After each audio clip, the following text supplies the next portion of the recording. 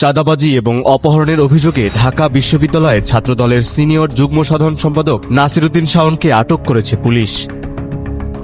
গুলশান থানায় দায়ের করা মামলায় অভিযোগ করা হয়েছে শাওনসহ ১৩ জন মিলে এক ব্যবসায়ীকে গুলশান এলাকা থেকে অপহরণ করে ৩৭,৫০,০০০ টাকা মুক্তিপণ দাবি করে এবং তাকে শারীরিকভাবে নির্যাতন চালায়।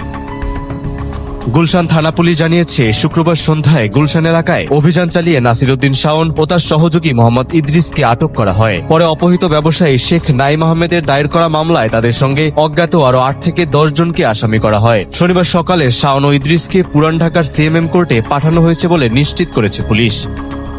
মামলার বাদী শেখ নাইম আহমেদ, যিনি রাজধানীর পান্থপথে ট্রিপজায়ার নামের একটি ট্রাভেল এজেন্সির মালিক, তিনি অভিযোগ করেন গুলশানে একটি ব্যবসায়ী মিটিং শেষে তিনি বের হলে ছাত্রদল নেতা শাওন ফোন করে দুবাই টিকিটের অজুহাতে তার অবস্থান জানতে চান। কিছুক্ষণের মধ্যেই শাওন, ইদ্রিস ও তার সহযোগীরা তাকে জোরপূর্বক একটি রেস্টুরেন্টে নিয়ে গিয়ে অপহরণ ও মারধর করে। এজাহারে উল্লেখ রয়েছে, নাইম মুক্তিপণ দিতে অস্বীকৃতি জানালে তাকে গুলশান লেক পাড়ে নিয়ে নির্যাতন চালানো হয়।